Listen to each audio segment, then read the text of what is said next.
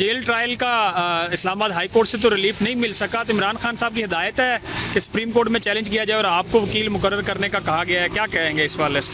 जी, इसकी अपील हम दायर करेंगे। ये फैसला आज होगा कि इसकी हमने इंट्रा कोर्ट अपील करनी है या सुप्रीम कोर्ट जाना है। और मेरी नज़र में ये बहुत ही अहम मामला है, सिर्फ इस ट्रायल के हवाले से नहीं, पाकिस्तान के निज़ाम अदल के हवाले से। क्या पाकिस्तान का निज़ाम अदल बंद कमरों में काम करेगा? ये एक बड़ा मुत्तफ़िका तमाम दुनिया का उसूल है कि कानून का जो अमल है, जो अदालती अमल है, वो हर एक के सामने होना चाहिए, वो एक शफाफ अमल होना चाहिए। किसी बंद कमरे में जहाँ मखसूस लोगों को दाखिले की इजाज़त हो, वहाँ इंसाफ नहीं होता। हम चाहते हैं कि पूरा पाकिस्तान ये देखे, पूरा मीडिया ये देखे कि इमरान खान के खिलाफ गवाही है क्या, ये मुकदमा है क्या।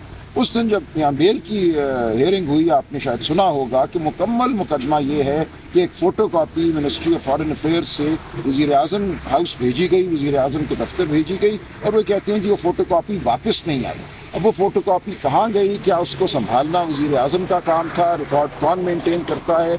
आज़म खान साहब का बयान पढ़ा गया, वो बहुत ही मैं समझता हूँ दिलचस्प बयान है, और इसके बहुत से पहलू हैं। जब उन पर जरा होगी तो मैं समझता हूँ आवाम को, आपको समझ आ जाएगा कि ये मुकदमा है क्या और ये कितना एक मज़क्का खेज़ मामला है सारे का सारा। आज़म खान साहब की स्टेटमेंट बहुत ही अहम है, और मेरा ये ख्याल है कि इमरान खान साहब की जो टीम है जो ट्रायल कंडक्ट कर रही है, वो उस स्टेटमेंट से बहुत फ़ायदा उठाएगी। ये ज़रूरी है कि ये स्टेटमेंट, उसका खोखलापन आवाम के सामने आए, और इसीलिए इसको बंद कमरे में किया जा रहा है कि जो गवाही शहादत इनके पास है इमरान खान के ख़िलाफ़, वो ऐसी है कि कोई नहीं, ये चाहते नहीं है कि आवाम उससे वाकिफ़ हों, देखें कि किस तरह पाकिस्तान में मुकदमे बनते हैं, किस तरह सियासी लीडरान को मातूब किया जाता है, किस तरह सियासी अमल को रोकने की कोशिश की जाती है। इसलिए हमारी इस्तदा होगी अदालत से, वो इंट्रा कोर्ट अपील में हाई कोर्ट के 2 जज साहिबान हों या फिर सुप्रीम कोर्ट हो, कि तकाज़े जो हमारे आइन के हैं, ड्यू प्रोसेस के, उनको सामने रखते हुए इस ट्रायल को ओपन कोर्ट में मुनक़िद किया जाए,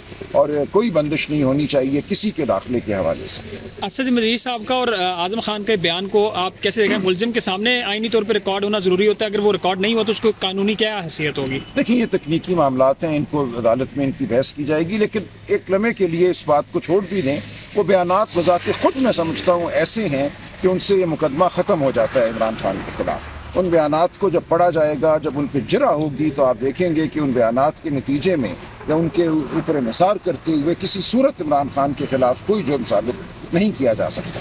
FIA ने जो मौक़िफ़ बनाया अदालत में बिल के केस में कि कौन सा जो खत है वो क्लासिफाइड है और कौन डिक्लासिफाइड हो सकता है, इसका फैसला वज़ीर-ए-आज़म नहीं बल्कि फॉरेन ऑफिस का जो एक मुतल्लिका ऑफिसर है तो वो कर सकते।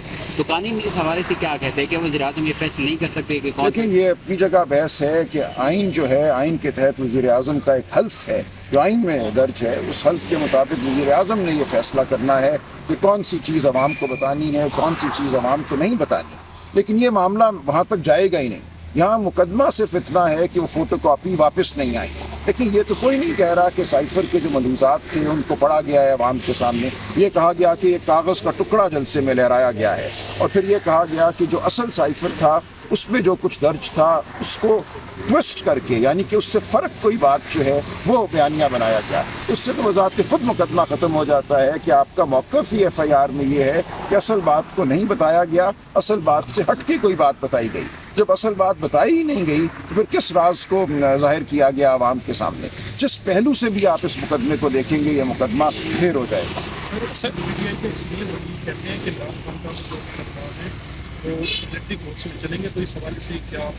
बिल्कुल गलत है। मिलिट्री कोर्ट्स के हवाले से हमारी पिटिशन सुप्रीम कोर्ट में मौजूद है।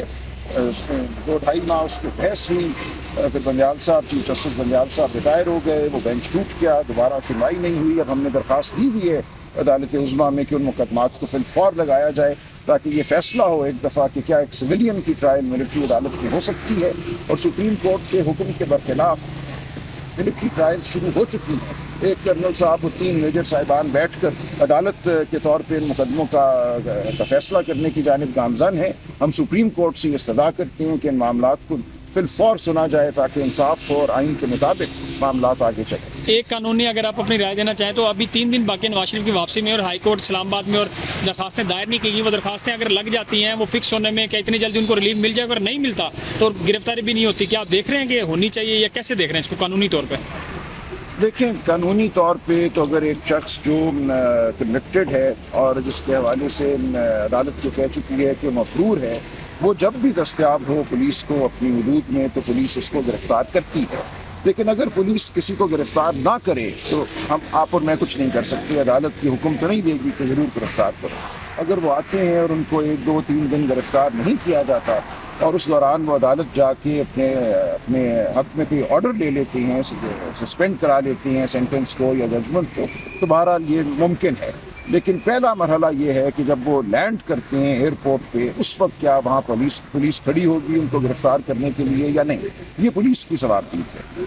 سر جیل ٹرائل جو چل رہا ہے وہاں پر جو ہے نا میڈیا کو اندر انٹر نہیں ہونے دیا جا رہا. یہ غلط اس بارے میں آپ کیا کہیں؟ یہی تو ساری میں نے گزارش کی. مقصد ہی یہ ہے میڈیا کو روکنے کا کہ پاکستان کے عوام کو نہ پتہ چل سکے کہ یہ مقدمہ کتنا کھوکھلا ہے.